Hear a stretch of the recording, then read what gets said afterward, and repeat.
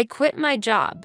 When my beloved father passed away, my husband suddenly quit his job. My father-in-law also declared with a smile, I quit my job too. When I learned about their resignation, my heart sank. Why had I been dedicating myself to these people all this time? The path I chose, after understanding everything, was the only one. I will get a divorce and move to a different place, I declared. This statement faced fierce opposition from my in-laws. However, I had another plan in mind. When I uttered words like magic, they agreed to the divorce. They didn't realize that this was the beginning of my retaliation. This was the start of my revenge. I am Lucy. Since marrying Paul, I have been living in the same house as his parents. Paul and I met at work. Since I was employed at my father's company, everyone was initially reserved around me, but Paul alone treated me no differently than others. I found this attractive and proposed to him.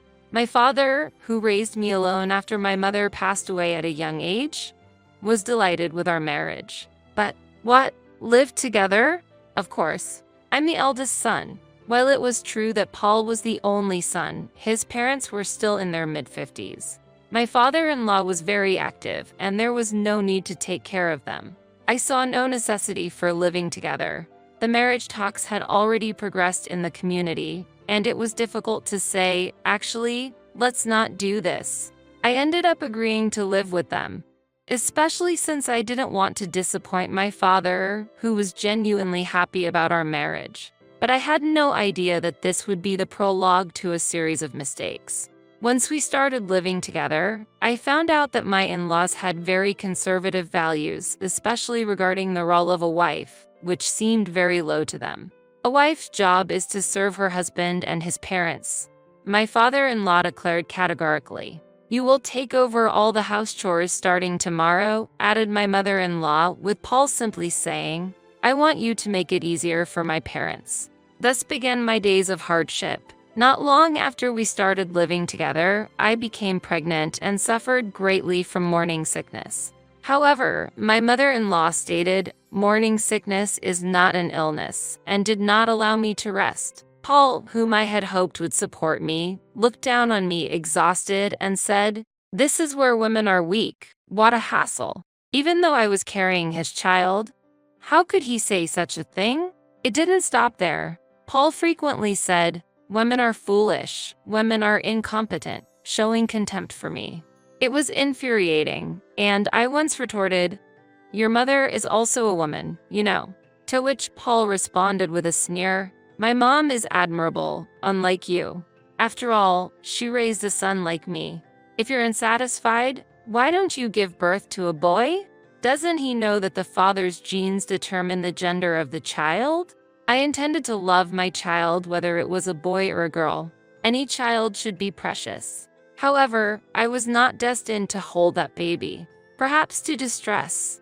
We lost our child before reaching the stable period of the pregnancy. My in-laws were clearly disappointed, and Paul muttered, "You're useless." There was no one in this house to encourage me, and the days just went on. While in physical and emotional pain, I took on all the household duties, continued to work, and sometimes even cared for my in-laws.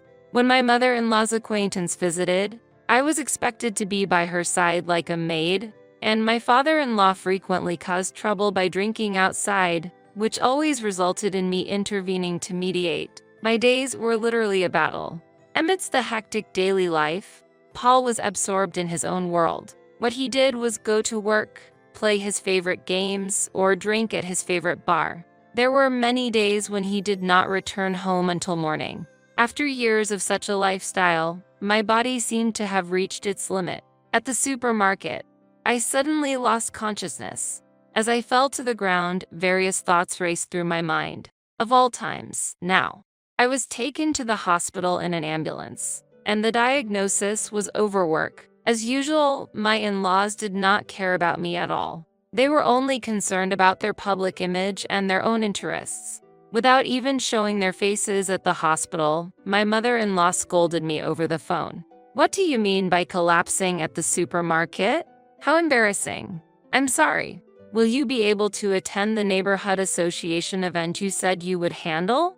I had taken paid leave for today's neighborhood association meeting at my mother-in-law's request, but I hadn't expected it would turn out like this. I never thought she would say such a thing under these circumstances. I'm currently on an IV, so it'll be impossible for me to attend. What? Figure out a way to attend. I have plans to watch a movie with my friends. Just for that. Although I thought so, I didn't have the energy to argue. There was 1 hour left until the IV was finished. If I hurried, I might just make it in time. Understood. When I hung up the phone, my mother-in-law's voice sounded satisfied. An hour later, I rushed home and, after participating in the community meeting, returned to find my father-in-law waiting at the entrance. How late can you be? I was supposed to have you accompany me to the hospital today. Oh yeah, I remembered. We agreed that I would take care of my in-laws' appointments on the day I took paid leave. I'm sorry, but please take a taxi today. I was so exhausted that I just wanted to sleep. Hey, didn't you promise to take me too? Paul appeared, saying that. I remembered him mentioning a drinking party with friends tonight. It seemed he had taken half a day off and returned home. If that was the case, I would have preferred him to take his father. I'm not in a condition to drive today. Paul responded with a laugh to my feeble statement. You should be energetic since you've had an IV. You couldn't have a child, so at least work. That is, even if I explained that I collapsed from overwork, they wouldn't understand. It's a waste to pay for a taxi. You broke your promise, so you should pay. My father-in-law was just showing his anger. In this situation, if I didn't get things done, this issue would be brought up again and again in the future. I mustered my strength, drove the car, and took my father-in-law from the hospital to our home and then Paul to his event. Upon arrival, Paul's friends, including some young and attractive women, had already gathered. I kind of felt sorry for myself. Paul smiled happily and lightly patted my shoulder. See, if you put your mind to it, you can do anything. However, I felt this effort was misplaced. Anyways, the task was completed. I lost the energy to respond to Paul and was about to start the car when I heard a voice from outside. Hey, she's ugly, right? She's more of a housekeeper than a woman. Laughter erupted. Paul had never once introduced me to his friends. The wedding had been postponed due to pregnancy and remained so. I never imagined I would be treated this way while I was unwell and without makeup. Tears overflowed with sadness and anger. When I returned home, my mother-in-law's discarded clothes were scattered on the floor. Laundry was overflowing, and the sink was full of dishes. No one in this house ever did house chores, even at times like this. With a sense of despair, I went straight to bed. It seems I fell asleep without realizing it. When I woke up, it was the middle of the night, and I could hear cheerful voices somewhere in the house. Quietly leaving the room, I moved toward the voices. The voice belonged to a drunken Paul, who was talking to someone on the phone. If I had met you, Mary, first, I wouldn't have married that ugly woman. Hey, let's meet up again, okay?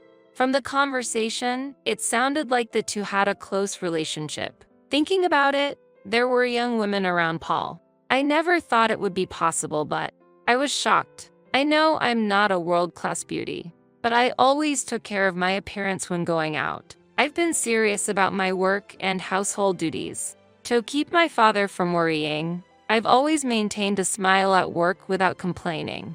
I've put effort into my work at home and met my in-laws' demands without ever voicing any complaints.